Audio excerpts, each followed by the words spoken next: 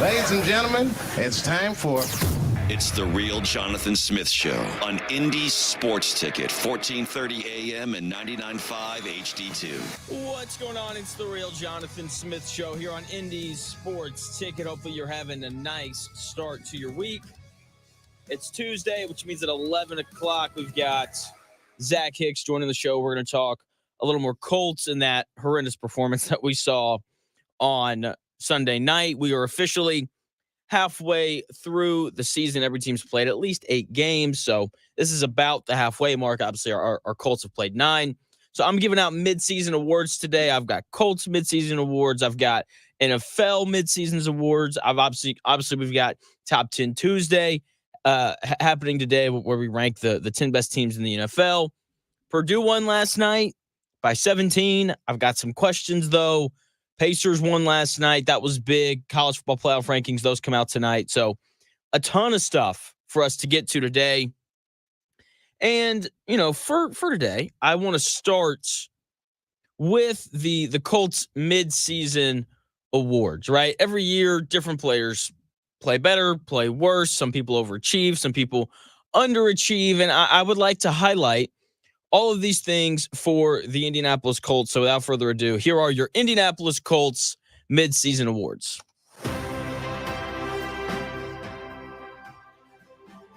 The Colts are 4-5 halfway through the season, and all hope feels lost. It really does. But, there's 8 games left. There's plenty of time for the Indianapolis Colts to turn this thing around.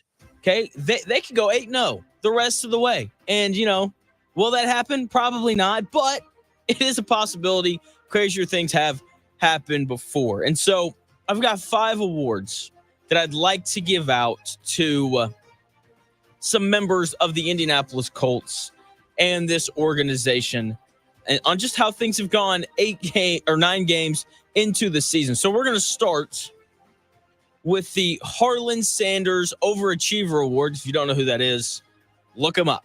Gus Bradley.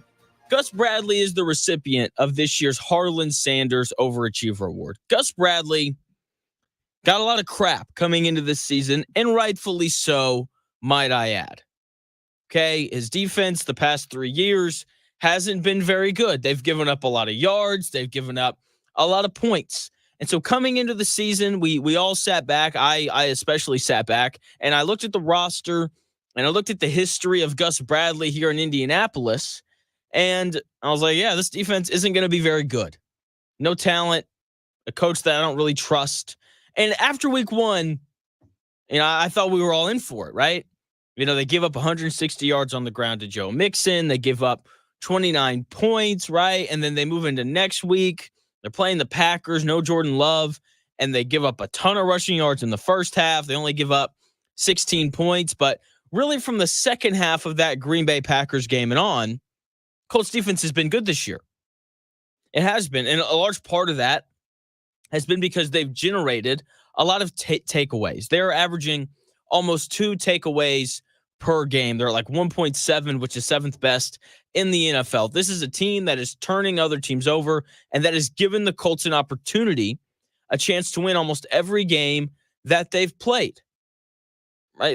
The Colts have played a 1-possession game every single week this week, which I believe is the longest stretch to start a season in the Super Bowl era. Okay, every game has been close, and it hasn't been because the offense has been great. More on that here in a minute. It's because this defense has shown up and done their jobs through the first 9 weeks of the season, even though there are definitely moments where it's really ugly, like Sunday night where they give up, over 450 yards of total offense, but they held the Vikings to 21 points and they forced a few turnovers. It's hard to ignore that. The bottom line is don't give up points, and the Colts defense has done a good job of that this year. They are 12th in the NFL in points allowed per game. Okay, they don't do many things well, right? They give up a ton of rushing yards. They give up a ton of passing yards. Their red zone defense hasn't been good. Teams are scoring a touchdown 59% of the time when they get in the red zone against the Colts. Okay, the Colts, they don't get off the field on third down. Like I said, they don't do very many things well. But they keep the opposing teams out of the end zone.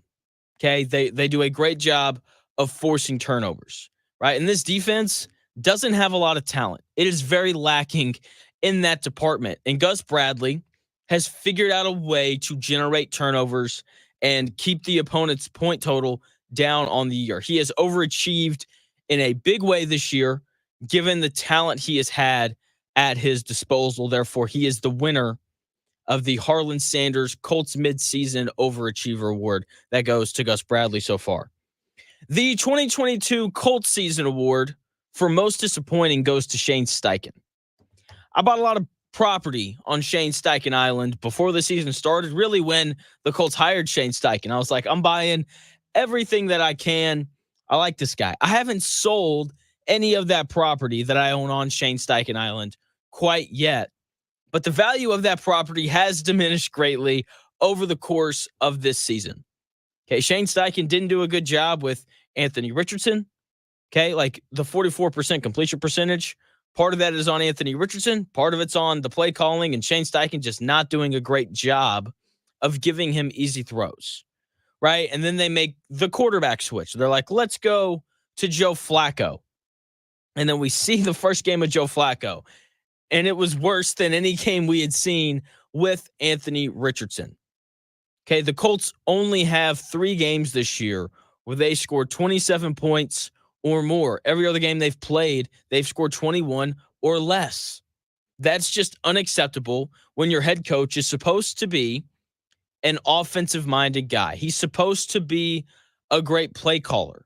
Okay, and to be fair to Shane, he earned that reputation from what we saw in San Diego with Justin Herbert and what we saw in Philadelphia with Jalen Hurts. We have seen him have success with different organizations and different players. For some reason, he hasn't been able to translate that offensive success that he's had in his previous stops to Indianapolis. We saw some of the success last year, right? You know, the Colts finished the end of last year with Gardner Minshew as their quarterback, who's now backing up Desmond Ridder in Las Vegas. We saw the Colts be 11th in the NFL in points per game. So last year, like we saw a good version of Shane Steichen, and we just haven't gotten that this year. They are 22nd in the NFL in points per game, and they're averaging less than 3 touchdowns a game. That's just not okay. You know, and previously with Anthony Richardson at quarterback, they had a bit of an identity, right? We're going to run the football and then hopefully hit on some big passing plays. That was the identity with the Colts when Anthony Richardson was playing quarterback. But now with Flacco, like that run game's not going to be as good. And it just feels like this offense doesn't have an identity anymore. And that is directly on Shane Steichen and the play calling. Okay. As Shane Steichen says after every game, he has to be better, and he is the winner of the Colts midseason award for the 2022 Colts most disappointing award. The next award I have here on the list. This is the Departed Award for the biggest surprise. If you haven't seen The Departed, you're missing out. Fantastic twist at the end. Go watch the movie. It's incredible. Jalen Jones has been the surprise of the year for the Indianapolis Colts. He is the winner of the biggest surprise award. And look, I just remember coming into the year, it's like, yeah, we're going to play this second-year player who, who was a 7th round pick. And I just remember sitting there, I'm like, okay, this guy's not very good, right? And then, Juju Brents is cornerback number 1, and then he gets hurt. He goes on IR. I think week 2 is when that happened. And Jalen Jones is then thrown into the cornerback 1 spot. And he is, to his credit, held his own. He has done a good job considering the predicament that the Colts have been put in, having to play him as their number 1 corner. He's 6th in the NFL in passes defended with 9. Jalen Jones is. Okay, teams have thrown his way a fair amount this year, and he's done a good job for the most part. There definitely been some mistakes mixed in there, but for a second-year player that was a 7th round pick and, was hopefully not going to play this year, he has once again been a pleasant surprise. In addition to the 9 pass breakups, he has two interceptions on the year. That's tied for 14th in the NFL. He's forced a fumble. Okay, I feel like he's consistently around the ball, and he's always looking to punch the football out and kind of make a big play in terms of a turnover whenever he's around the ball. He's played well. You could very easily argue he's been the best player in this Colts secondary this year. Maybe it's a Womack on the other side, but Jalen Jones has been a pleasant surprise so far this season. Next, the Andy Dufresne breakout player of the year. If you haven't seen Shawshank, go watch it. Fantastic movie. Alec Pierce is your Andy Dufresne breakout player of the year. Alec Pierce has been a lot better this year. Okay, he's been arguably the Colts' best receiver. I would argue it's Josh Downs, but if you wanted to tell me it was Alec Pierce, I wouldn't push back too much. Okay, he's been a great threat down the field, which every single team needs, right? You know, we watched the Kansas City Chiefs last year play without a real threat that could stretch the field vertically, and their offense wasn't as good, right? So what they do, they went out and they got Xavier Worthy, who can, stretch the field with his speed. That is who Alec Pierce has been for the Colts this year. And it's not even just that. I feel like he's been better on the non-down the field routes as well. Like, he caught a couple curl routes against Minnesota on Sunday night, and we've seen him catch some like deep over routes and things of that nature. Like, he's been, I think, a little bit more than just the down the field threat guy, even though that is where he has shined the most this season.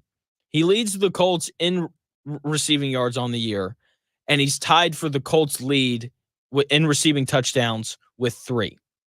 Okay, his first 2 years in the NFL were incredibly underwhelming. I'm one of the people who had no faith in him whatsoever coming into this season. Okay, I had no faith in him whatsoever. Okay, he's already set a career high in touchdown receptions on the year. He's on pace to absolutely obliterate his career high in receiving yards. The one thing this Colts team didn't have coming into the season was a down the field threat, right? Michael Pittman Jr., good player, but not a guy who's going to stretch the field vertically. Josh Downs definitely has the speed to do it, but he's much better working kind of those short areas, running slants, running quick outs and digs, and those sorts of things, right? Like, the Colts needed someone to step up and be a down the field stretcher.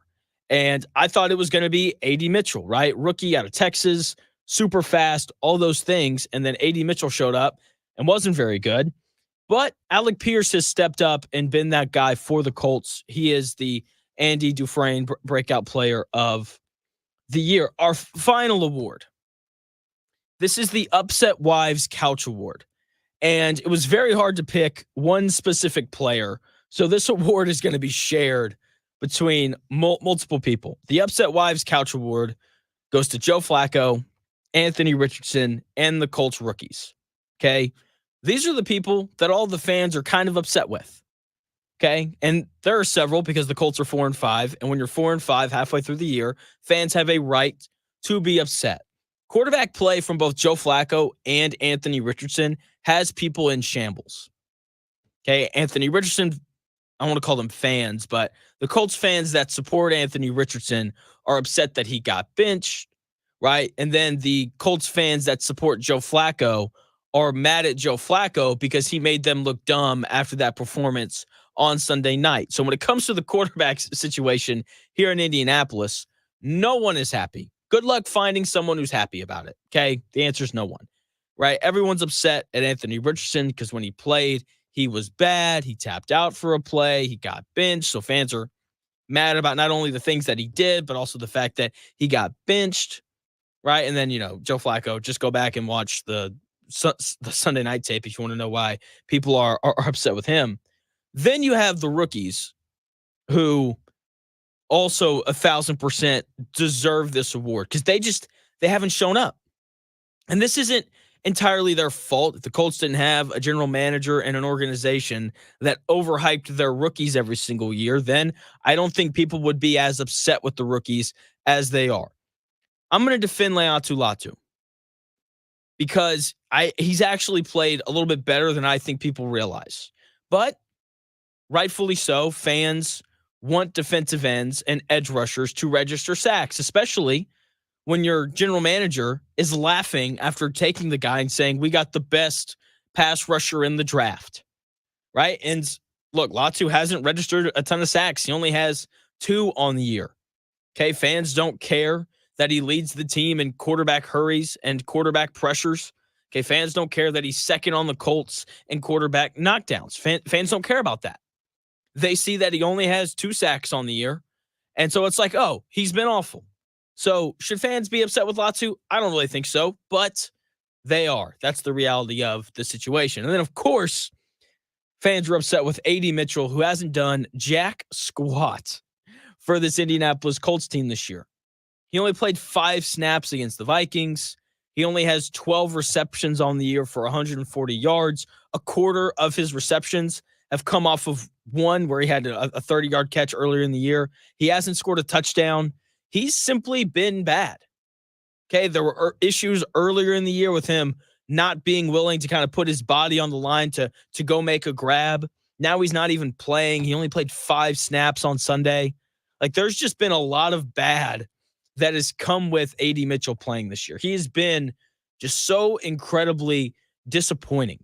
Right now, would he be considered a disappointing year if Chris Ballard and these guys didn't talk as much as they do? Probably not. At least it wouldn't be considered as disappointing, but it's not the reality that we live in. Ballard, Reggie Wayne, all these guys talked very highly of him, and he hasn't lived up to the things that those coaches have said. Speaking of things that coaches have said, Shane Steichen was asked an interesting question yesterday, excuse me, about Joe Flacco. And his answer, I wouldn't say very revealing. His answer was interesting, though. But the question in and of itself, I thought was a good one to ask. I've got that audio for you when we come back here in about 4 minutes.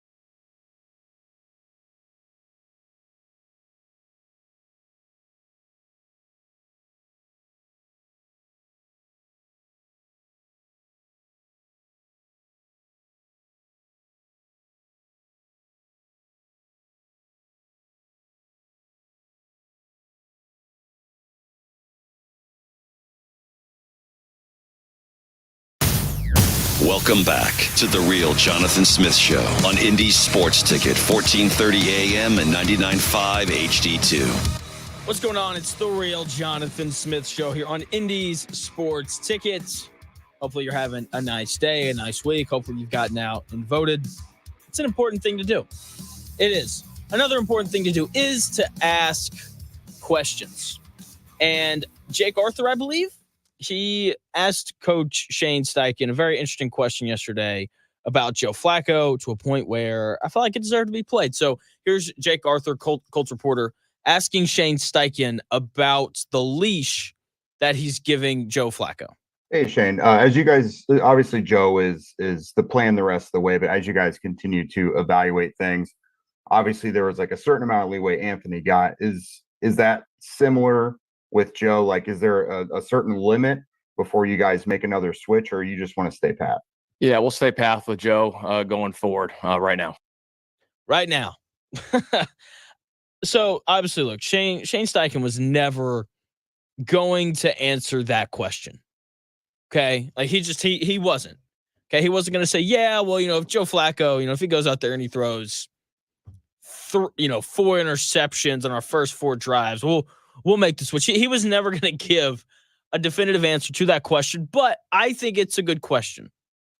Okay, and Shane Steichen in his normal Shane Steichen fashion didn't answer the question, but once again, it's a good one. And the idea that, there's no limit to how bad Flacco can be, I think is ridiculous, right? Like if he walks out there on Sunday and he throws 5 interceptions against the Bills, then they'll certainly make the switch probably during the game. This is an interesting question though, right? Like there was a discussion around whether or not Shane Steichen would lose the locker room if he kept playing Anthony Richardson.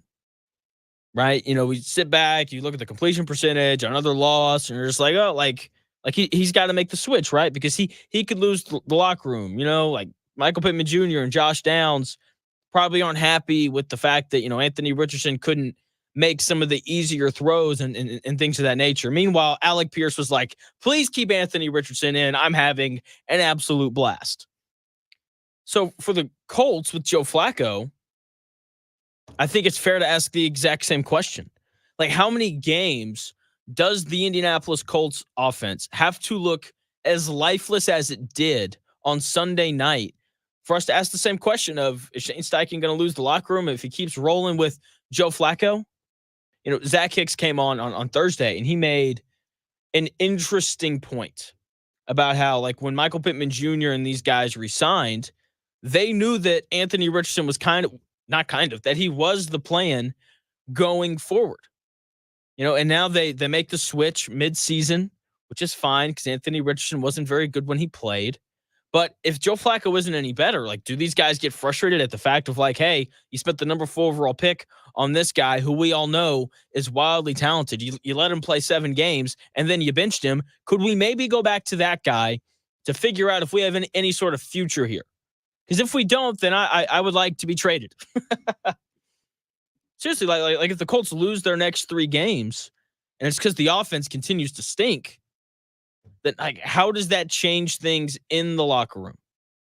Like if Joe Flacco's named the starter and the Colts are 4-4 like they were, and then we look up here in 3 weeks and they're 4-8, like why wouldn't they go back to Richardson? Things clearly didn't get any better, especially if the offense continues to look as bad as it did on Sunday night. I think it's an excellent question. I think it's something that needs to be asked and maybe not studied, but it's definitely something that needs to be considered going forward, especially if the offense continues to look as awful as it did on Sunday night. College football playoff rankings, they come out tonight. Twitter's going to be an amazing place tonight. I really can't wait. I think it's there's going to be so much stuff going on that platform between the election and the college football playoff and college basketball's back. And speaking of college basketball, I took a 2-hour nap yesterday so I could stay up and watch Baylor play Gonzaga because they didn't tip till 11:30. Jeez. Terrible decision. Gonzaga ran Baylor out of the building as in normal Gonzaga fashion. They always win all these tough non-conference games, and then they lose a game that they probably shouldn't in the tournament. That's the Gonzaga way. But anyway, the college football playoff rankings, those come out tonight. And I sat down last night and I was looking at just kind of the rankings and how they're going to kind of do everything. And here's the 12 that I think we're going to see in this order. Oregon will undoubtedly be the number one ranked team in the country, right? They've got that impressive win over Ohio State, right? And the lesser teams that they've played, they've blown out. And then you got Georgia, who, when you look at the strength of schedule rankings, they're number one. Like, they've played just an incredibly tough schedule. They're going to be ranked number 2. If they were ranked number 1, though, I wouldn't be surprised nor upset by it. Okay, their one loss was on the road against Alabama. They blew out Texas on the road. Like, Georgia at number 2 is undoubtedly where they should be. Maybe 1. I'd have Oregon at 1, but if they wanted to put Georgia there, I wouldn't be upset in the slightest. Number 3 should be Ohio State. Right, their one loss was on the road at Oregon. They lost by 1. Okay, and then they just went on the road and beat Penn State, who, I'm on the record of not thinking very highly of, but like, that's a good team. Okay, like, the Ohio State really could have blown them out. That's probably what should have happened. But anyway, that game happened on Saturday. You don't want to hear me talk about that. So they should be ranked 3rd. Okay, like, they're pretty similar to Georgia in that they've got a tough road loss, but also an incredibly impressive road win. So Ohio State at 3. I think they're going to put Miami at 4, which is really going to upset me because Miami hasn't played anybody that's good. Like, they haven't. Their schedule just hasn't been good. There's really no other way to put it. And they've barely beaten some of these teams that are bad. Just no other way around it. So, but with that being said, like, Miami's Miami. There's name bias and all these things. They've got an awesome quarterback in Cam Ward, who could be the first quarterback drafted this year. Like that's on the table. So with all of that kind of working in their favor, I think they're going to put Miami at 4. Texas at 5. They've looked good. I remember people loved them to start the year, right? They blew out Oklahoma, and everyone's like, oh, watch out for Texas. And then everyone figured out that Oklahoma's not very good, right? And then Texas lost at home. They got dominated by Georgia. So, look, Texas is obviously still one of the premier teams in the country, right? If resumes weren't a thing, like, Texas would, I think, be ranked one of the 4 best teams in the country, but that's beside the point. They'll be ranked 5. I think they'll put Penn State at 6 because they're Penn State, and their one loss was close against Ohio State. It doesn't matter that they've played a bunch of bad teams outside of that. The name's Penn State, and name bias is undoubtedly a thing. I think they'll put Texas at 7, or not Texas, excuse me, Tennessee at 7, right? Like, they've got a couple good wins. They got that win over Alabama. Their one loss wasn't really that bad of a loss. Actually, I don't know. Arkansas is not very good. Let me just be honest about it. So that's their one loss, but they've got a couple impressive wins. So I think they'll put Tennessee at 7. I think they'll put BYU at 8.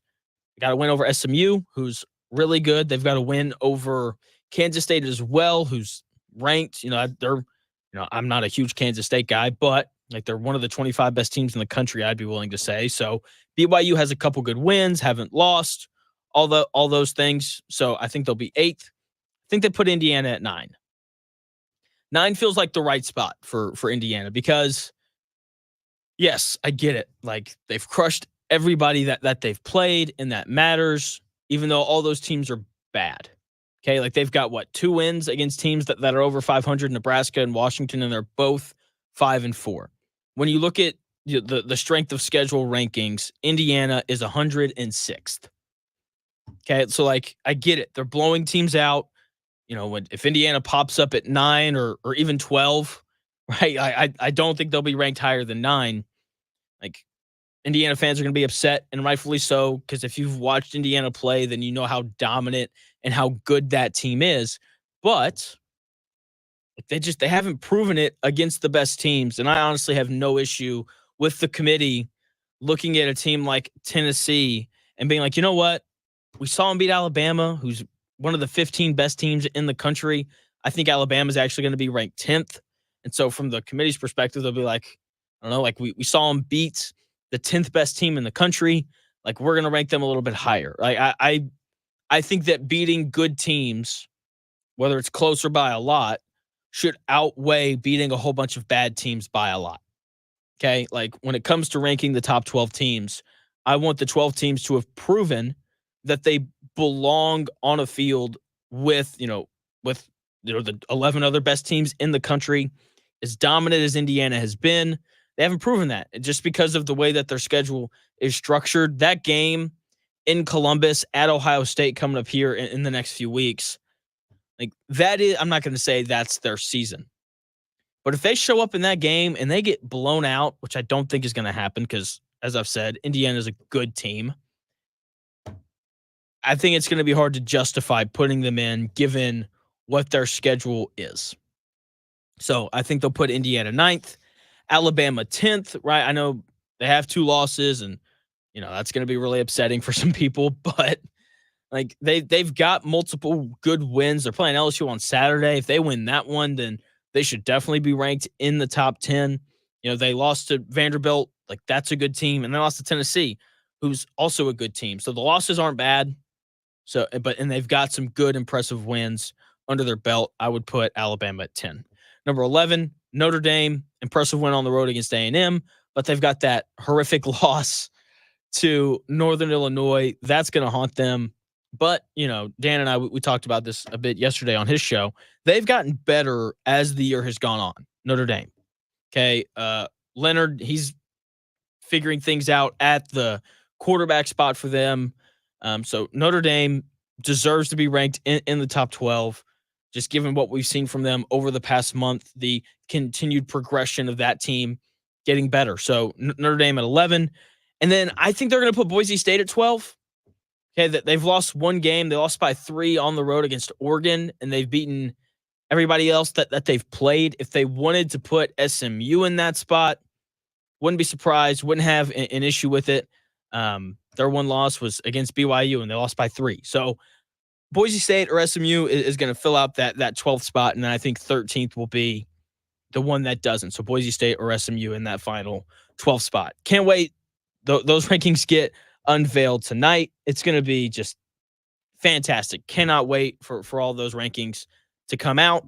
Once again, Twitter, going to be a wonderful, wonderful place tonight. When we come back here in about 4 minutes, Top 10 Tuesday, the 10 best teams in the NFL after week 9. Tough to do the rankings this week because there's a lot of bad teams in the NFL. There's like 8 teams now, I think, with only 2 wins. But there's several good teams as well. So Top 10 Tuesday, the best teams in the NFL after week 9 comes your way here in about 4 minutes.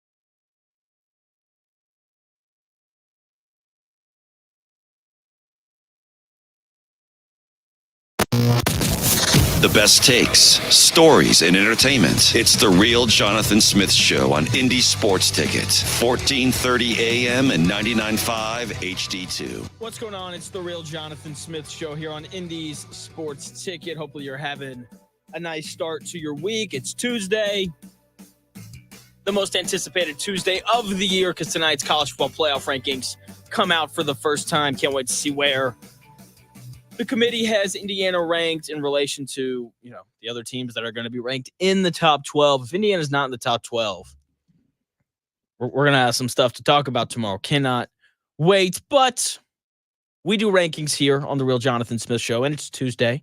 And as we do on every Tuesday, we have Top 10 Tuesday, where I rank the best teams in the NFL after Week 9. Okay, coming up here in about 20 minutes, by the way, Zach Hicks of Locked On Colts. He's going to join me to talk about the Colts game from Sunday night. Number 10 on the list, I got to put the Eagles in here, and I don't like doing it. I don't, because I don't trust Nick Sirianni at all. Okay, no faith whatsoever in Nick Sirianni. That being said, Jalen Hurts is playing really well right now. They've scored 28 or more in 3 straight games. Were those against bad teams? Yes, but 28 points is still a lot in the NFL. They're 6-2. It's kind of hard to ignore as well. This defense is turning into one of the best units in the NFL. Okay, they're third in yards per game allowed, and they're giving up less than 20 points a game. I mean, I can't ignore that. You're 6-2. You're putting up those numbers on defense. You've won 4 straight games with the defense playing like that. They appear to have gotten better. A.J. Brown coming back from injury takes this offense to a whole other level. That's been evidence. Saquon Barkley would likely be the offensive player of the year if it wasn't for Derrick Henry, who's on 2,000-yard watch. More on him later, right? They've got just a ton of talent, and Nick Sirianni has found a way to stay out of the way so far. So I've got the Philadelphia Eagles at number 10. Number 9, I've got the Houston Texans. They look average without Nico Collins and Stephon Diggs. The offensive line can't block. When you can't pass block and you don't have your 2 best receivers, I don't care who your quarterback is, you're going to struggle to score points. I remember watching Patrick Mahomes in that Super Bowl a few years ago against the Buccaneers, where all of his offensive linemen got hurt, and it didn't matter that he had Travis Kelce and some other good players. He didn't have any time to throw the ball. He was just running for his life. And that's currently where the Houston Texans are at. CJ Stroud just kind of runs for his life all game, and that's it. Thankfully for Houston, they have a good defense.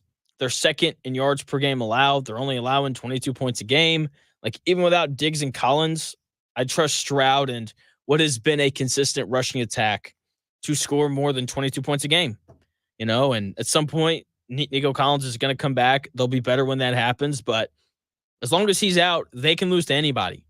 Like the New York Jets, for example, and they're terrible. So they're going to have to win with defense and a run game until Nico Collins comes back, and they can do that. They're more than capable of doing that. Number 8, I've got the team that beat the Colts on Sunday night, the Minnesota Vikings. I want to put them higher because the Minnesota Vikings are clearly a very complete team, but I can't because Sam Darnold turns the football over way too much. He's thrown at least 1 interception in 4 of his last 5 games.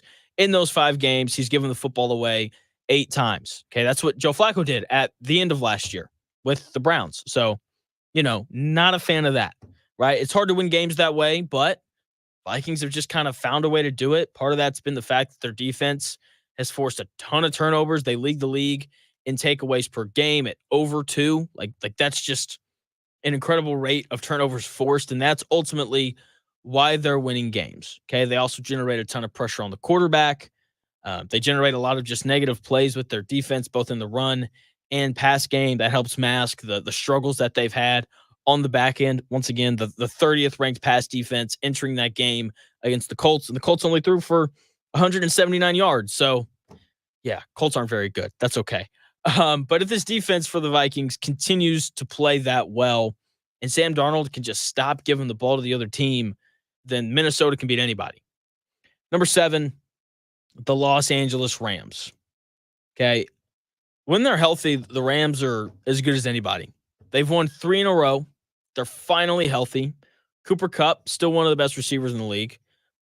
Puka Nacua is one of the best young receivers in the league. He got tossed against Seattle. Is one of the softest ejections I've ever seen. He threw they said he threw a punch. I thought he just went for a face shove. But anyway, he got tossed. Didn't matter. They still beat Seattle on the road in Seattle, which is a tough place to go play. This defense has gotten better throughout the year. They have a lot of new and young players. As the year has progressed, they've gotten better on that side of the ball. Rookie Jared Verse is probably going to win Defensive Rookie of the Year. He's been good for them. They're 11th in sacks per game. That's a good pass rush. They're 11th in yards per carry allowed. So they stop the run. They get after the passer. Like I said, they've just gotten better as the year's gone on. And that is, when we talk about the Colts, I think that's one of the frustrating things about watching the Colts play. It doesn't feel like they've gotten any better. The defense has, but offensively, they haven't gotten any better. And yeah, the best coaches in the NFL, you'll notice their teams improve as the year goes on. And we're seeing that with the Los Angeles Rams. That defense has improved a lot from week one. And Matthew Stafford always gives you a chance. That guy's one of the best quarterbacks in the NFL. Number 6, I've got the Green Bay Packers. Okay, they got beat badly by the Lions in the rain on their own field. Packers they're still a good team. Jordan Love's dealing with a groin injury, so he's still a little banged up, right? They've had some defensive success this year, but a lot of that has been because they forced turnovers. They didn't do that on Sunday, and they gave up 24. Okay, they're tied with the Vikings in takeaways per game at over 2 a game, but that's not their biggest issue. Their biggest issue is that Jordan Love isn't only hurt, but that he likes to throw interceptions. He's thrown 10 interceptions in 7 games this year. That's not good.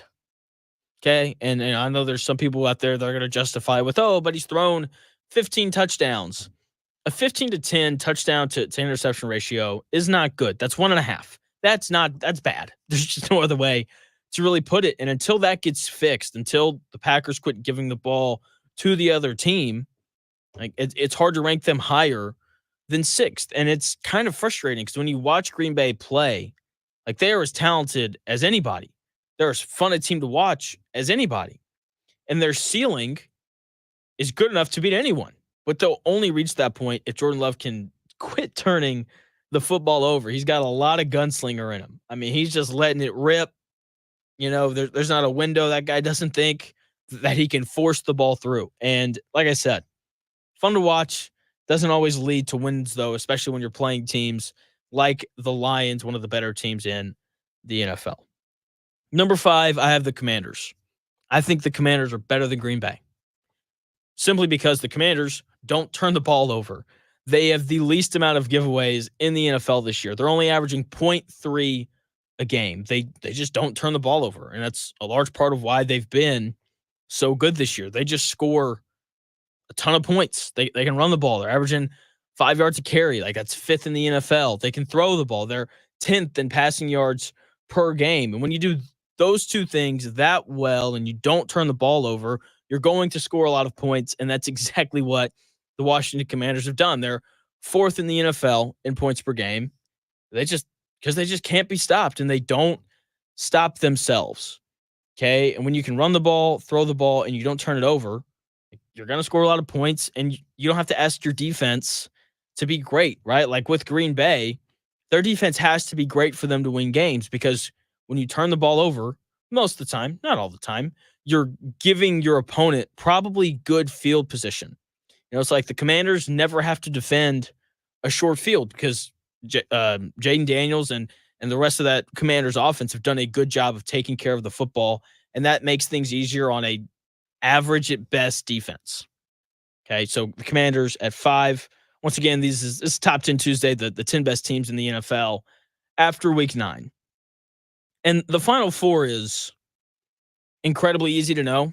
I think everyone's top 4 teams are the exact same, right? The order on them probably a little bit different. I have the Ravens at 4. This is the second best offense in the NFL behind the Lions. I know they're awesome. I know that Lamar Jackson and Derrick Henry have been just this match made in heaven. They're running the football all over the place. Lamar Jackson's running around finding Zay Flowers. They traded for another receiver. I mean, like, there's a lot to like with the Baltimore Ravens. They may have already made another trade today because the trade deadline ends today at 4 o'clock. Okay, so yeah, anyway. But I don't trust the Ravens, which probably doesn't make sense given everything I just said about Lamar Jackson and Derrick Henry, but I don't trust them. Like, two of their losses are just weird. Like, they lost to the Raiders, who were bad, and they lost to the Browns, who were worse, maybe. I don't know. They have the worst pass defense in the NFL, and it's hard to trust teams that don't stop the passing game, right? Like, it's the NFL. It's a passing league. It's like, I get that offense is so incredibly electric that it's easy to ignore the flaws that they have, but the flaws that they have on defense are huge. Okay. And sure, like, the offense can cover up some of those flaws, but those defensive flaws that the Ravens have are pretty big. Like, they can't cover me. They can't cover anybody. Right. And when you're probably going to play against Josh Allen or Patrick Mahomes, maybe both in the playoffs, that's just not a comforting thing when your pass defense has been as bad as the Ravens has been this year, no matter how good your offense is. Because when you're playing the Bills or the Chiefs or the Lions potentially in the Super Bowl, like, those are three great offenses, and you're going to have to figure out a way to get stops. And I'm just not convinced that the Ravens can really do it. So number 3 on the list, the Buffalo Bills. Pull off a gutsy win against the Dolphins on Sunday. No Amari Cooper, Josh Allen playing the best football of his career. This version of Josh Allen can beat anyone, including Patrick Mahomes. They play the Chiefs in 2 weeks. Can't wait for that game. Okay, their defense wasn't great on Sunday playing against the Dolphins, but it's Tua and the Dolphins, so I'm going to give them a little leeway there. But that defense is still way better than the Ravens. I mean, they're 15th in passing yards allowed per game, but they're 26th in yards per carry, right? So that's kind of the weakness with Buffalo. But once Milano comes back, I think a large part of that run defense issue will be fixed. Okay, Amari Cooper makes this team better. He didn't play on Sunday, and the Bills still scored 30. Okay, like, they're getting better. Keon Coleman's improving as the year goes on. Khalil Shakir's having a good year. Okay, Josh Allen, once again, playing the best football of his career, and this defense just continues to do enough. And I know that the Ravens beat the Bills badly earlier in the year, right? 35-10. Everyone saw it. I think that was a Sunday night game, so everyone was a witness to what happened. But I think the Bills are simply more consistent on defense. Okay, and look, offense wins games, defense wins titles. That's just the way that it is. So I like the consistency of the Bills defense a little bit more. They've gotten better since then, right? They've brought in Amari Cooper. He makes that offense even better. I also simply think that Josh Allen's a better quarterback than Lamar Jackson. So that's why I've got the Bills at 3 in front of the Ravens. Number 2, I've got the Lions, best offense in the NFL. Okay, they just do whatever they want. When Bill freaking Belichick, one of the smartest NFL coaches ever, goes on national TV and is like, yeah, I don't know what I would do. That's all I need to hear, right? So on their 6-game winning streak, they've scored 28 touchdowns, and Jared Goff only has thrown 24 incompletions. I mean, Jared Goff's just gone to a completely different level, okay? And a large part of that is because the Lions run the ball so well. But as great as Josh Allen and Lamar Jackson have been, Jared Goff is the MVP of the league so far. I mean, he's completing like 75% of his passes. He's commanding the best team in the NFC's offense. He's commanding the best offense in the NFL. Like, the Lions just can't be stopped. Like, Goff has been so incredibly efficient. And one of the questions about them has been, can they win on the road? Can they win outdoors? Are they just a dome team? The answer is no. They just won on the road in the rain. And they're clearly more than just a dome team because they're incredibly physical. Okay, their defense held the Packers to only 14 points. They can run the ball whenever they want to because they have the best offensive line in the NFL. They added a pass rusher today. They gave up a second-round pick for Zadarius Smith, the guy who's been in the league for a bit. Got him from the Browns. That's only going to make them better. They're just complete on both sides of the football. They're physical, and I don't know how you stop that Detroit Lions offense. And then number 1, pretty easy, the Chiefs. They're 8-0. It's not as impressive. Like, their 8-0 is not as impressive as the Lions 7-1. It's not. But Winning is a skill. And the Chiefs clearly have that skill. Their defense is amongst the best in the NFL. Wasn't great last night, but I think we've seen enough from that Chiefs defense to know that like they're going to be okay. Right? And then it was so weird watching Mahomes last night. I didn't feel like he played very well. And then I looked at the box score after the game and I was like, oh, he was 33 of 44 for 291 yards, 3 touchdowns, and no picks. Like, if that's the guy that the Chiefs get the rest of the way, like peak Mahomes, where he's making good decisions and he's not turning the football over because that was an issue to start the year, then good luck beating him. Good luck. Like, this is the best team in the NFL. I don't care what the Lions have done. I don't care what the Ravens have done. I don't care what the Bills have done. I will not consider any of them better than Kansas City until either A, someone important for the Chiefs gets hurt, or B, someone beats them. It hasn't happened. They've won like 17 games in a row dating back to last year. Something just absolutely absurd like that. All right, like there's no beating this team. There just isn't. Like I don't know how you do it. You get lucky, right? You hope that Mahomes throws 3 picks and that whoever your starting quarterback is has a great game. Like that's really the only formula. It's not even based off of what the opposition does. It's more about what the Chiefs do. And they're not going to beat themselves. That has been evident. Speaking of beating yourselves, more in the terms of like beating yourselves up, Zach Hicks is set to join me here in about 5 minutes. We're going to talk about the Colts, that performance on Sunday Night Football that we all probably want to forget about. But hey, this is Indianapolis Sports Radio. So we're going to talk about the Indianapolis Colts. We're going to talk Colts with Zach Hicks when we come back here in about 4.5 minutes.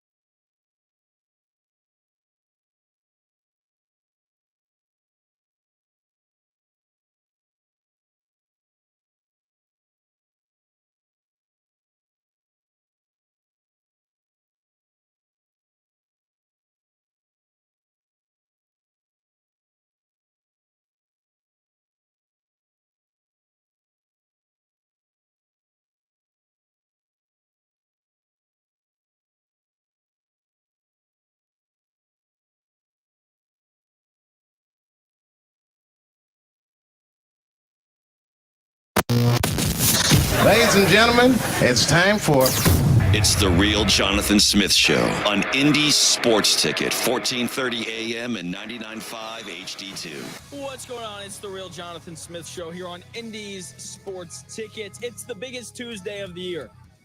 We're going to find out where Indiana's ranked in the college football playoff rankings tonight.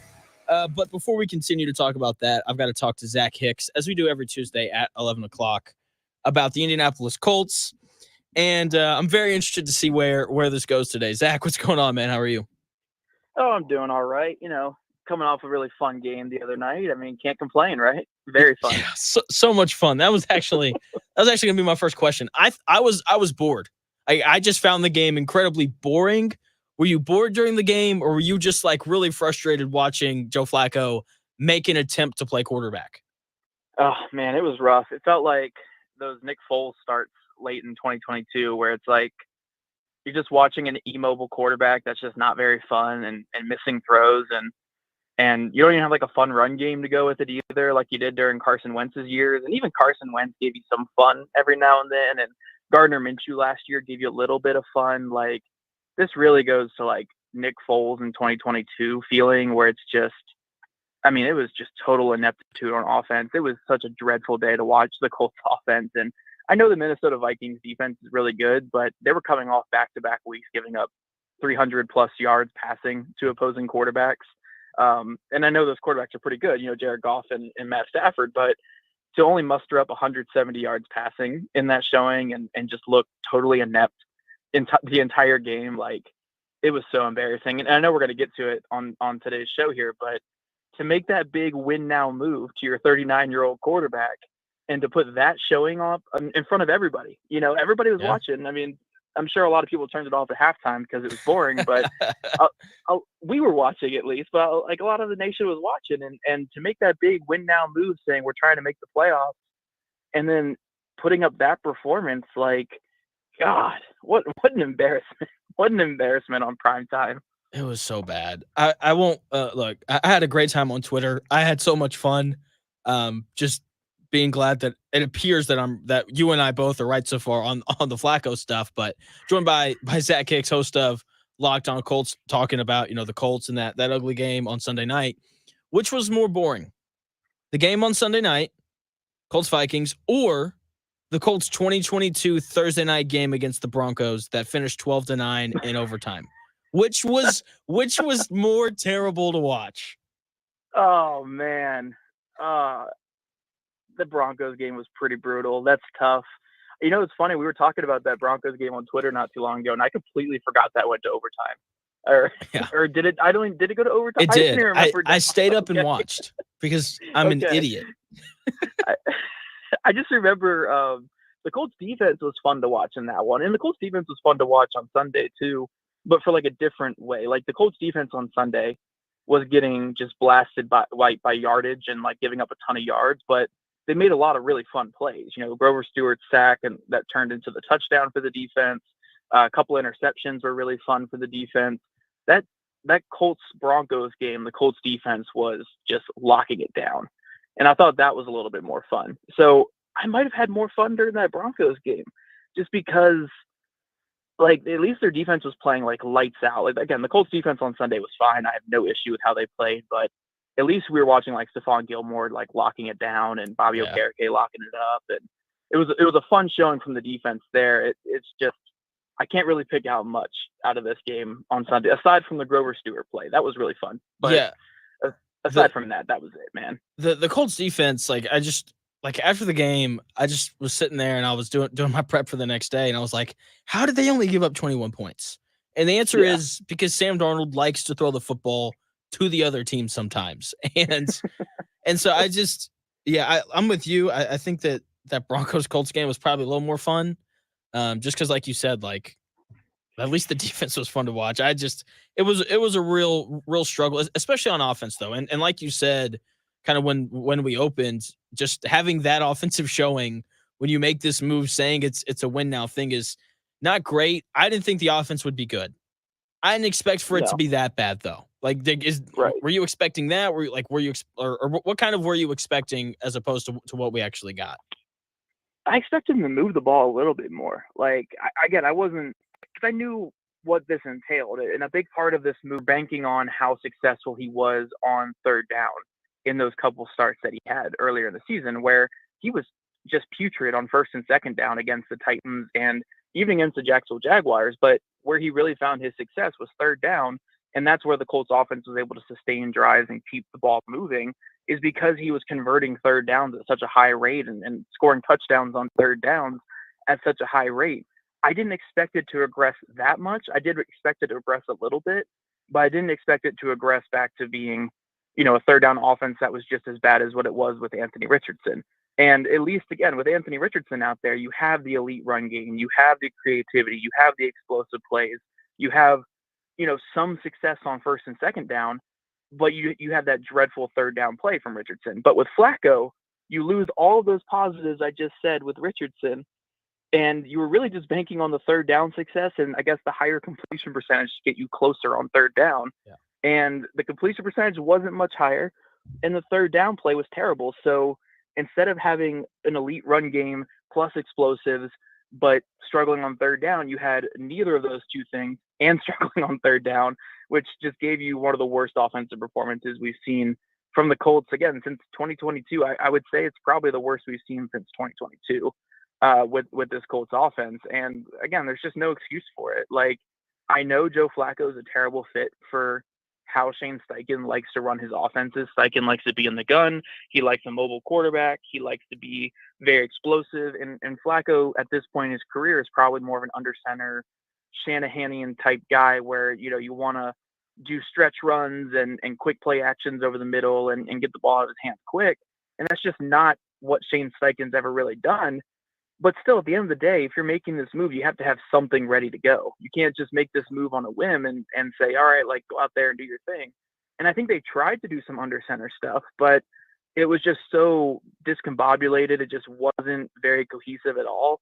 And Joe Flacco did not play well. So it was just a recipe for disaster. And again, they ran into a very, very good Vikings defense, but you would still like to see a little bit more than that. Like, Flacco's been doing this long enough to where there should be better production than that. Shane Steichen's too good of a coach for this type of production. Like, he knows what he's doing as an offensive coach. He might not be having a great year this year, but we have plenty of years of evidence of Shane Steichen knowing what he's doing, and we have to hold him to a higher standard than this. Like, this was simply not good enough, regardless of the quarterback fitting your typical system. Like, it's on you for making this move to figure out some way to produce better offense, and it just simply wasn't good enough on Sunday night. It clearly wasn't. Joined by Zach Hicks, host of Lockdown Colts. You can follow him on Twitter at Zach Hicks too. I saw two teams play football over the weekend where their defense scored more points than their offense, and they both lost. So that's definitely not the way to do it. How much of the struggles were the Colts offense wasn't good versus the Vikings defense threw a bunch of weird looks at them? I think it's a little bit of, it always goes a little hand in hand. Like, the Vikings, again, have a very good defense, and I really like what they're doing there with Brian Flores.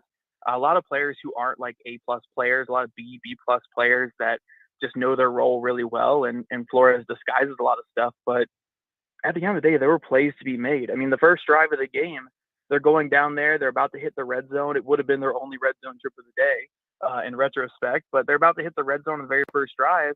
And then just an inexcusable missed handoff between Flacco and Taylor results in a turnover and kills all the momentum early in the game. Like, that's nothing that the Vikings did to cause that turnover. That's just a self-inflicted wound right there. And then you look at other plays, like, the Colts had 5 minutes left in the game, 3rd and 2, driving down the field, down by 4, and Flacco rips the ball down the field to Michael Pittman Jr. on this 3rd and 2, where he was triple covered, and you had Trey Sermon wide open in the flat, where it would have been a first down conversion, and you would have had a chance to go down there and score and take the lead. It's just little things like that, man, where it's like, yeah, the Vikings, they brought a lot of really cool exotic blitzes, and they did a lot of simmed pressures, and they got Flacco and Happy Feet back there because of their scheme. But there were plays to be made from the quarterback, from other players, from receivers, like missing passes. Like, there were plays that just need to be made. There were calls that weren't good enough and needed to be a little bit better. There were a lot of things here where the Colts kind of beat themselves as well. So that's how you really get this accumulation of just a dreadful offensive performance where you're not good enough on offense and the defense is also doing some things to trick you up. But it's hard not to finger at yourself when you see some of the misses on film where it's like, we got to be better than that with a 39-year-old quarterback who's done it all, and with a coach who needs to be held to a higher standard. Like, this is just simply not good enough. And there was plenty of things on film to point at both of those guys and say, like, yeah, like, this is kind of where the Colts lost. Joined by Zach Hicks, host of Locked On Colts.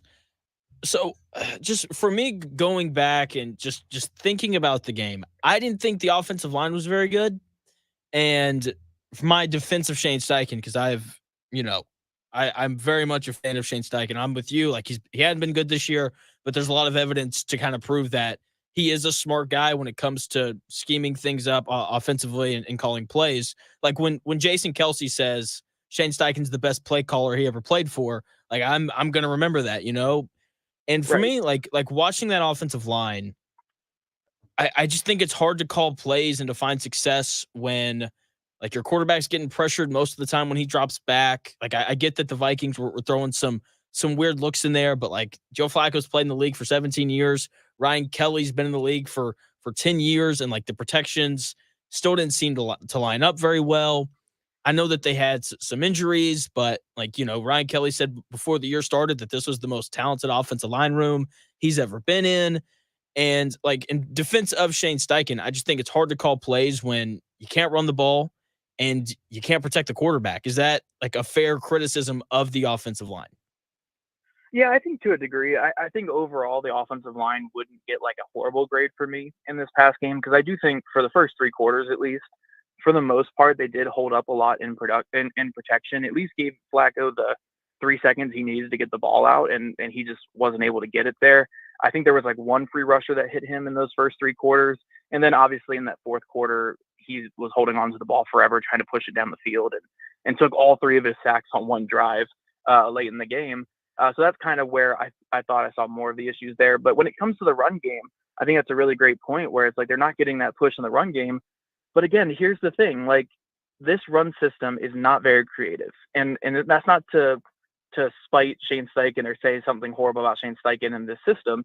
The run game is not very creative because it's built off of stressing the defense with 11 players on offense, with two guys in the backfield who can run the ball with the +1 quarterback.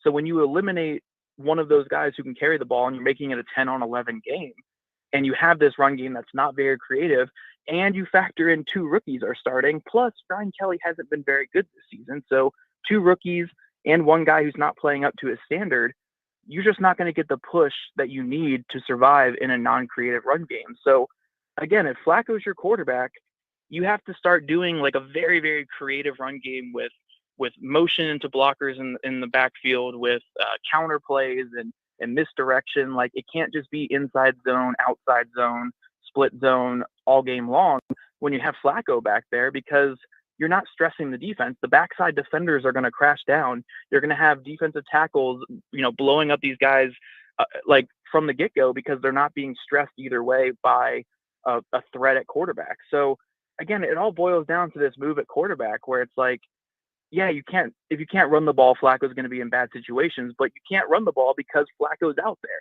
Like, the quarterback has a direct correlation to the run game. And I think that's where a lot of people got this weird fallacy of putting Flacco in there fixes the biggest issue of this Colts offense. Because when you look at the two biggest issues of the Colts offense with Anthony Richardson, it was completion percentage, which was a big part of it. Like, they couldn't, on passing plays, they simply could not get positive yards often enough. And it was third down ability, like how you converted on third down. Anthony Richardson was the worst quarterback in football this year at converting on third down. And that's a major issue. But again, they had the elite run game. They had explosives. They had creativity, and they had success on first and second down. And I think the fallacy of starting Flacco was, oh, we have those things in our offense. Flacco's going to give us those other two things that we're missing, and we'll be able to win games now with this offense. But it's not an addition. It's a replacement, basically. You're replacing those positives with potentially what Flacco could give you in terms of completion percentage and third down ability. And he didn't even give you that in this past game. He gave you like a 57% completion percentage and whatever it was, like 2 of 10 on third down. So now you're taking away the only floor you had for this offense and trying to build up on these two things that you were lacking before. And again, it's just this incomplete structure. Like, I'm not saying that Richardson was what Richardson was doing in his starts was winning football, because again, you cannot win in the NFL with a 40% completion percentage and with being like a 28% third down rate or something like that. Or it was like 30% third down conversion rate. You simply cannot win that way.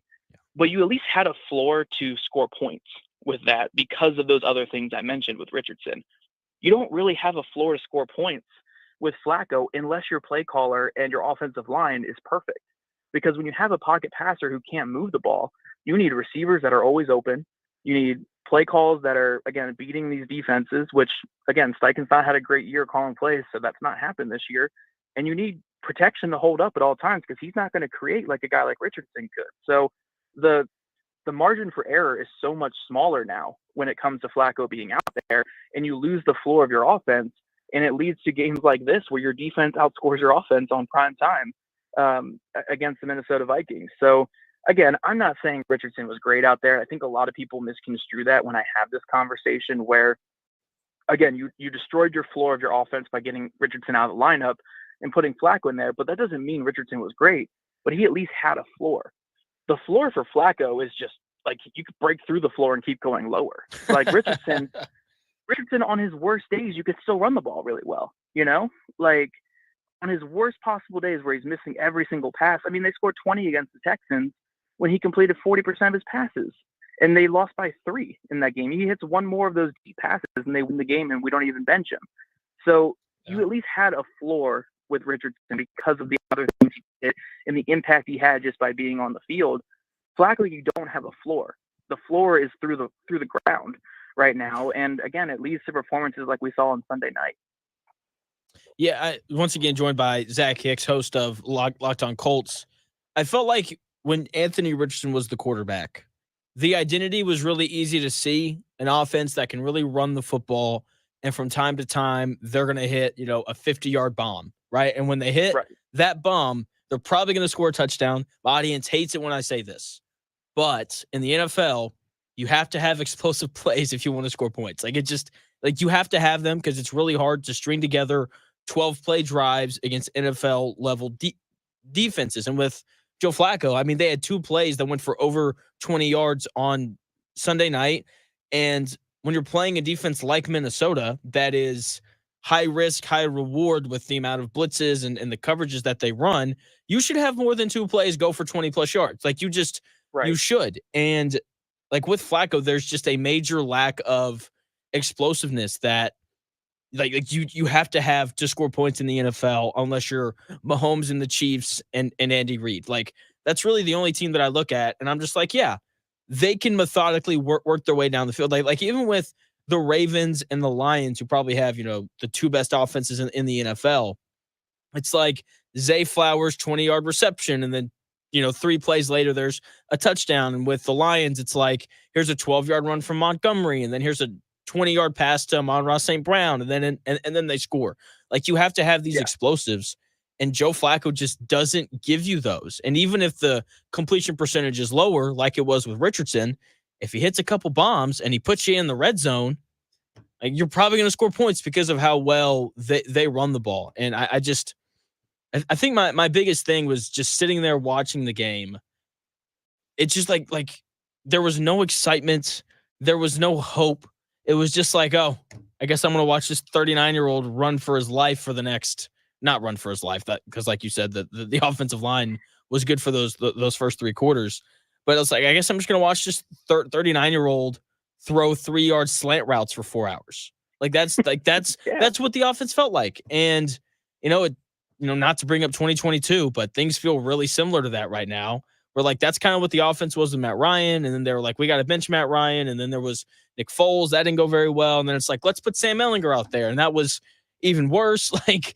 It's just, it's frustrating watching this team. And then to kind of add on to it, your co-host over at Locked On Colts, Jake Arthur, he asked what I thought was a great question of Shane Steichen yesterday, where he was basically like, what's the leash on Flacco before you pull him? Because Sunday night wasn't good at all. And, Shane Steichen didn't answer the question. He was like, Flacco's our starter as of right now. And, look, if Flacco throws 5 interceptions on Sunday against the Bills, they're probably going to pull him at some point, you'd think. But what do you think? Because I remember part of the argument for pulling Anthony Richardson was, like, you're going to lose the locker room because he's just not efficient enough. And I guess how many performances like this before Steichen's on the verge of losing the locker room if he doesn't go back to Richardson? I don't know, man. I truly have no clue because I don't know like how much the locker room puts it on Flacco this past game, because again, you see like a kind of normal stat line. Like, it wasn't a good stat line from him, but it was more normal than Anthony Richardson's stat line, where Richardson's is the 10 of 30 and something like that. Like, yeah, that's a horrendous stat line in terms of just the optics, but Flacco's was kind of normal. It was like 17 of 29 and 170 yards, and it was a pick, but kind of normal stat line. So I don't know what really factors into these guys being, losing the locker room or not. Is it purely off of wins? Like, if Flacco comes out here and throws 12 interceptions, but they somehow win like 3-0, is that good? Like, are we carrying him off the field like Rudy at that point? Yeah. For jumping off sides? Like, I mean, what are we doing here? So, I don't really know what the standard is with this Colts team. I don't think the Colts really know what they're doing at this point with any of this. I think they're kind of doing it all on the fly right now because, again, the original plan was start Richardson, let him work through his warts and do his thing. And when you make this move to Flacco, you kind of have to readjust your plan and sell Richardson on the Lamar Jackson, like Jordan Love type. Oh, and like those guys sat, like, don't worry, you'll get your chance again. But those guys were never benched. So it's, again, you're kind of just, what's the cake thing or whatever, like, you have your cake and eat it too. Like, it's kind of like that. Like, you can't just keep adjusting on the fly like this and hoping that's the same result as these other things that are completely different situations. So I don't know, man. I don't think they have an idea what their plan is right now. For what it's worth, Jake has told me that when they have asked Shane Steichen, like, yes, he does put that for right now in there with Joe Flacco stuff, but he does very quickly shoot down any question really about like Richardson coming back into the starting lineup this season and being that guy again. He does shoot those down pretty quick and says, like, Joe's our guy, Joe's our starter for the rest of the season as of right now and stuff. And so it does seem like, bearing any kind of disaster, it will be Flacco the rest of the year. But I don't know, like, does Sunday count as a disaster? Because to me it did, but I have no clue if they view it like that. But like, if you have another performance like Sunday night, I would pull the plug on Flacco. But maybe they don't view that game as a disaster because, I don't know, Josh Downs got his 6 catches. Yeah, they lost by 8. Downs got it. But even with Richardson's never lost a game by more than 1 score. Maybe his first start against Jacksonville, they might have lost by more than 1 score. But he was good aside in that game, from that, every single weird. game, he's 5-5 as a starter, and he's never lost by more than 1 score. So, like, it's not like Richardson was getting blown out there because, again, he had the floor of the offense. Like, it just kind of goes back to the point. So, I don't know, man. I don't know what a disaster is for them. I don't even think they know right now. Like, it's such a mess right now, man. It really is. And you bring up, the Richardson starts. I'm assuming you've seen all these numbers, but from an audience that hasn't, like you said, the Colts are 5-5 in the games that Richardson starts. They're averaging 22.9 points per game in those games. And the games with either Minshew or Flacco starting, the Colts are 8-8, and they're averaging 22.8 points per game in those games. So the offense really isn't that different, no matter who's out there. And then in the context of just this year, the Colts had their lowest yardage total of the year on Sunday night against the Vikings, right? Good defense, all that stuff. But their second lowest yardage output of the year came against the Tennessee Titans, the other most previous game that Joe Flacco started. And so I'm with you. Like what is a disaster?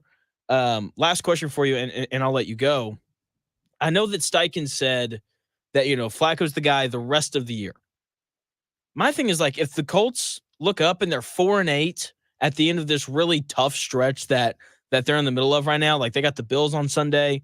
I don't think they're winning that one. And then they got the Jets on the road. I don't think they're winning that one. And then they get the Lions at home. I don't think they're winning that one either. It's like if we look up and they're 4-8 and the playoffs look like they aren't going to happen, do you think we see Richardson at that point? Probably at that point. I know probably at that point the owner would jump in again and say, like, look, we cannot be at 4-8, so change something up again. So we might see a new coach even at that point. I have no clue what everything. I feel like everything's on the table at that point, but I do feel like, yeah, if they're sitting at 4-8 and Flacco's looking bad in that stretch, they probably go back to Richardson at that point. But if they steal one of these games, like the Jets game or even the Bills game this upcoming weekend, like I think it's very realistic we see Flacco the rest of the year at that point, because they can always sell themselves on being playoff contenders as long as you win one of these. Because again, that last 5 games is pretty winnable. But yeah, I'm with you. I think if it's like 4-8, we might see a quarterback change. But it's so hard to commit to that right now because, again, everything's kind of on the fly right now with this team. Yeah, which is so frustrating. Like I don't mind a rebuild. They had a plan. They had a plan, man. Like, just let the kid work through his issues, and then just scrapped it all. And I don't know. And by all accounts, it doesn't seem like the locker room fell apart for Richardson. Like, nope. I know a lot of those guys are media trained and they have to say certain things to the media because you don't want to be like giving up on your guy publicly. But I mean, if you look at how Josh Downs and Michael Pittman Jr. and all those guys talked after the Richardson move, they were upset, man. Like, they were not happy about it. And that's not to say like they were upset about Flacco starting in particular, but that's their guy, and Quentin Nelson clearly did not look very happy, which I totally understand why after this past game. Now we can't run the ball, Yeah. Like, we need Richardson out there so we can run the ball. Every offensive lineman likes to run the ball. If I'm an offensive lineman on this team, I'm so upset on the move to Flacco. You go from a quarterback who can shed off any sack, who gets you into running the ball a little bit more and can move out of the pocket, to go into the statue quarterback who kills the run game. Yep. I'd be so mad going to Joe Flacco as a starting quarterback. Especially if you're Quentin Nelson. He's like, gosh dang it, I don't get to pull and just obliterate linebackers and safeties anymore. I got to block this 300-pound guy in front of me now. Like, yeah, I'm with you, man. Like, it's just like even like being 4-4, like making the switch, I just feel like sucked all the life out of the season. Yeah, and I agree. I just, like you said, they had a plan, and as impatient as fans are, owners are even more impatient, and I think that's very true in this case. Zach, thanks for your time, man. As always, you were great. At Zach Hicks 2, Locked On Colts. Great stuff, man. Thanks, buddy. See ya. That is Zach Hicks. Like I said, he's the co-host of Locked On Colts. You can follow him on Twitter at Zach Hicks 2. Guy does just a great job covering the Colts on all bases. When we come back here in about 4 minutes, Purdue played basketball last night. They won by 17, but I've got some questions about what they're going to look like going forward. We'll get into those when we come back here in about 4 minutes.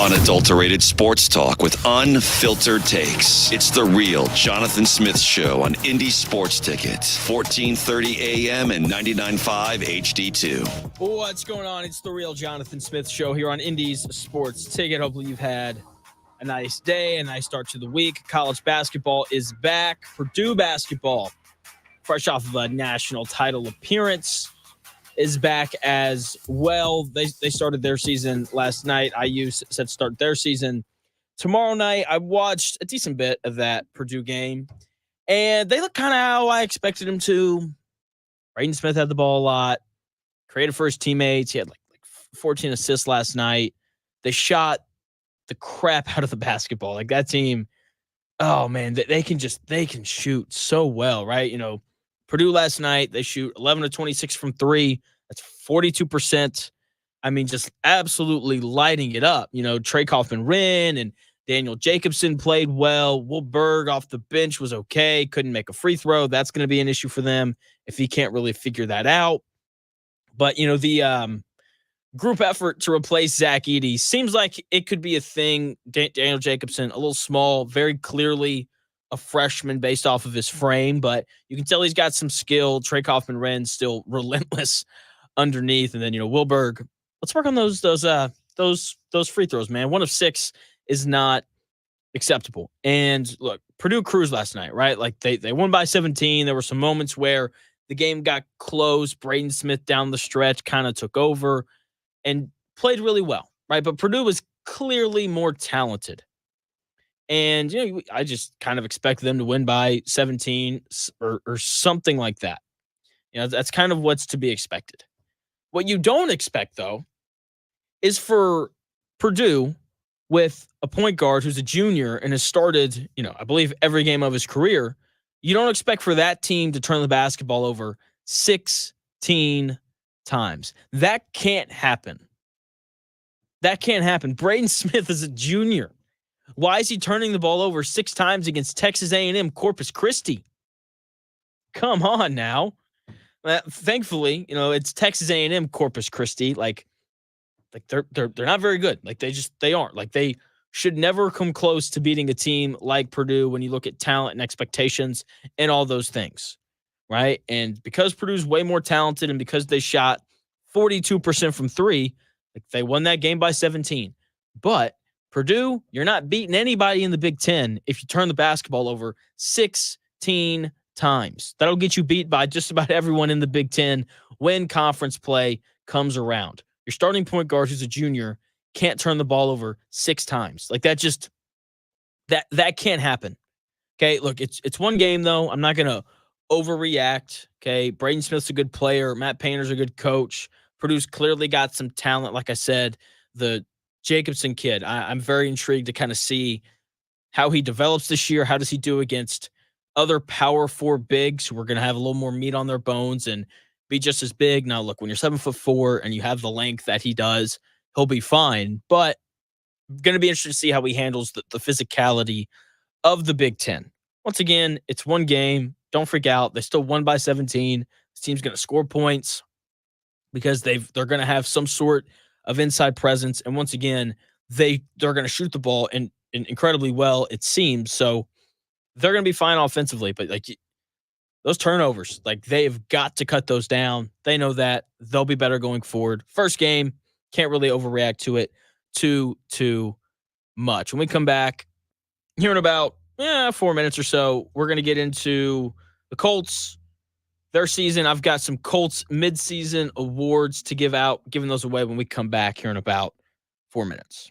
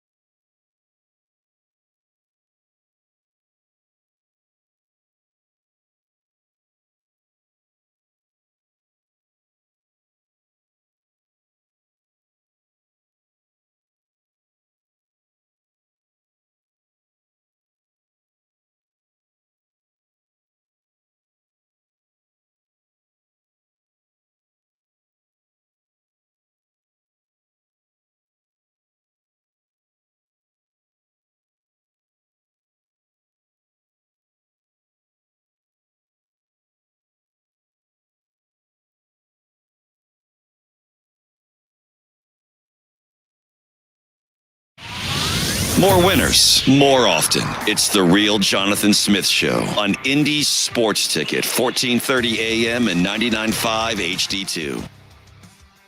What's going on? It's the Real Jonathan Smith Show here on Indy's Sports Ticket. Hopefully your week has gotten off to a nice start. Purdue wins last night. Pacers, they won last night. Probably going to talk about them a wee little bit tomorrow on Wednesday. My show from 10 to noon. The Dan Dockett Show rolling along right after this from noon to 3. But before we get to the Dan Dockett Show, we got to talk about your Indianapolis Colts. We are halfway through the season, and everyone's doing all these midseason awards things for the NFL as a whole. Great. I'm probably going to do that tomorrow, so I'm not going to make too much fun of that bit. But I wanted to hand out some Indianapolis Colts midseason awards because they've been playing football, kind of. They've been trying to, at least. So without further ado, let's give out some midseason awards to your Indianapolis Colts. First award, we're only giving out 5 for the midseason award for overachiever. We're giving out the Harlan Sanders Award, right? Going to the biggest overachiever so far through the Colts season, and that guy is undoubtedly Gus Bradley. Gus Bradley is taking a lot of crap coming into the year, and rightfully so, right? When you look at his track record, especially during his time in Indianapolis, the defense hadn't been good, right? And then they come out week 1, and they're playing the Texans, and it was ugly. No other way to put it, okay? They give up 29 points. Everyone's freaking out about the defense. They give up 160 yards rushing to Joe Mixon. It was bad.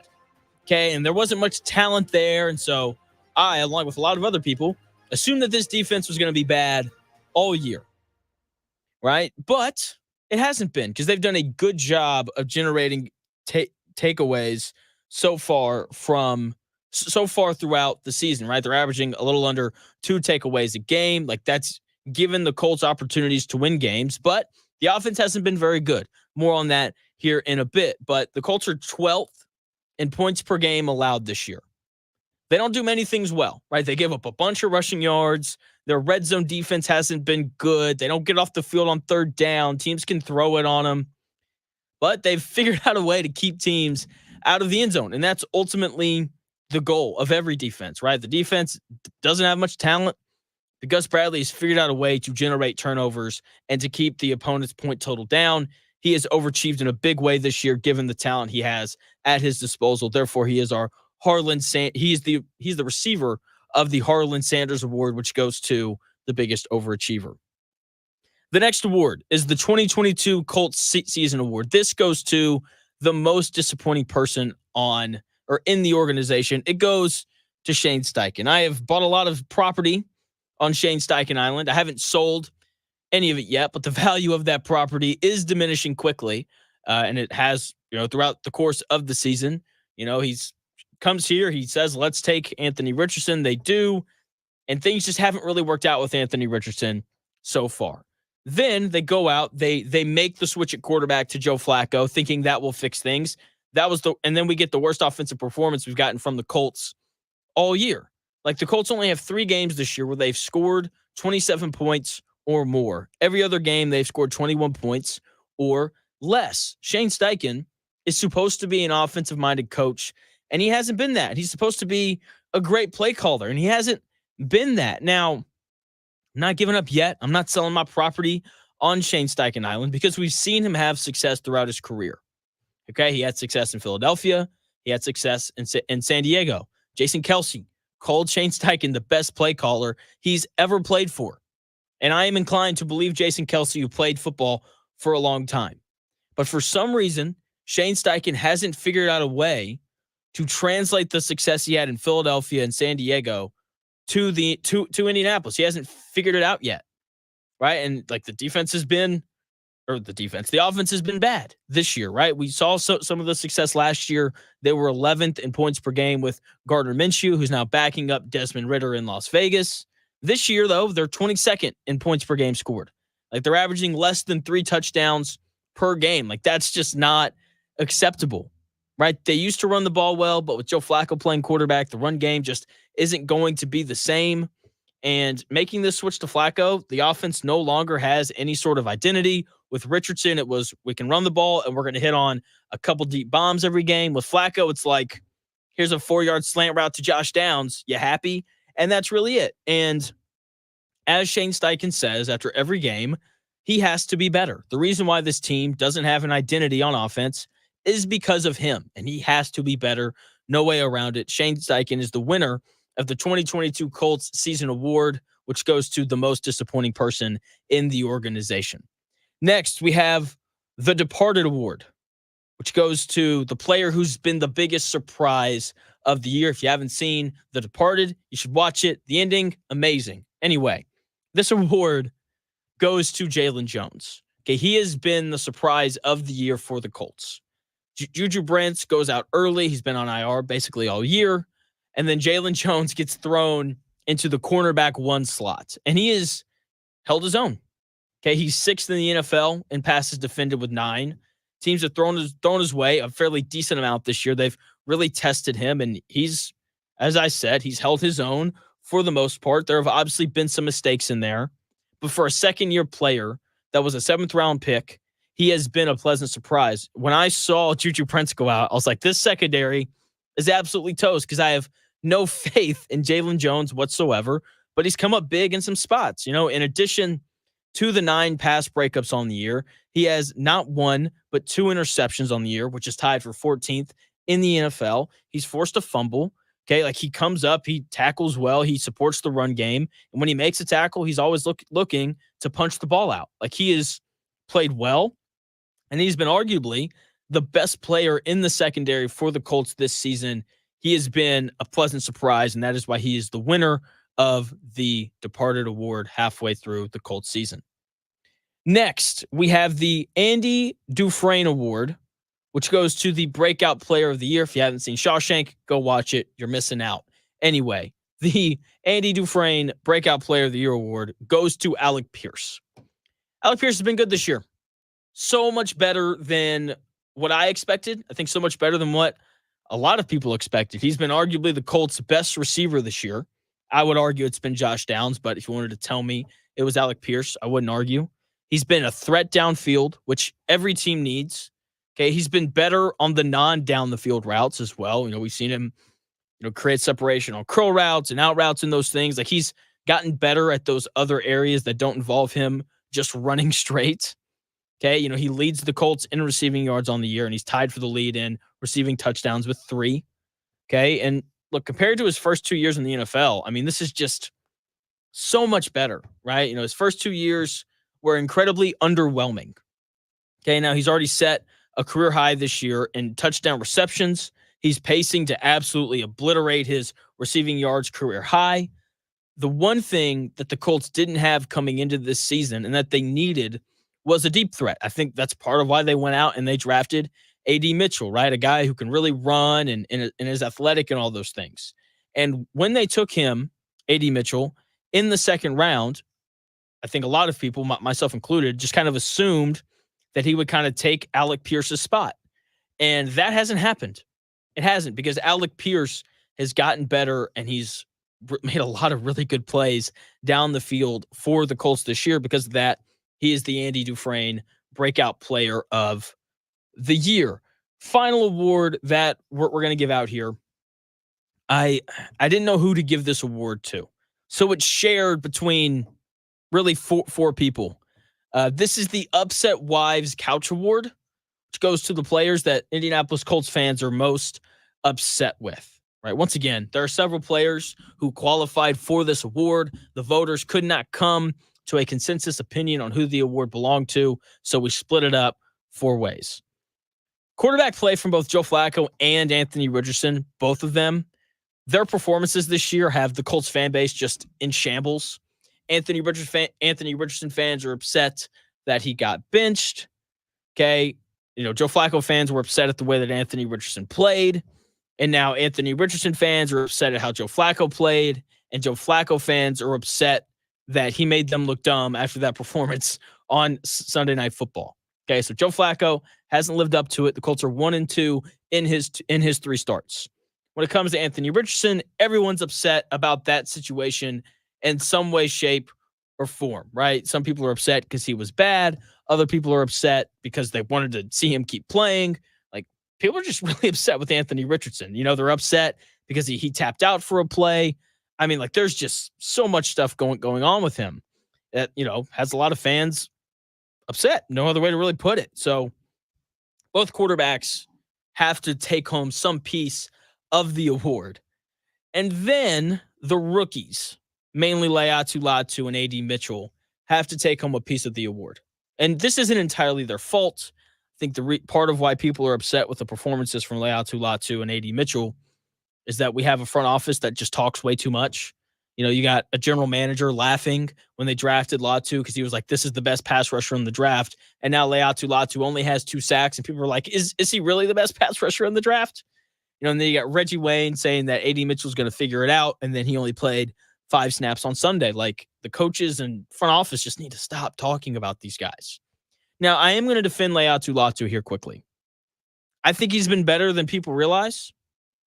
He just hasn't registered sacks, which is what NFL fans want. I get it, right? Fans don't care that Laiatu Latu leads the Colts in quarterback hurries and quarterback pressures.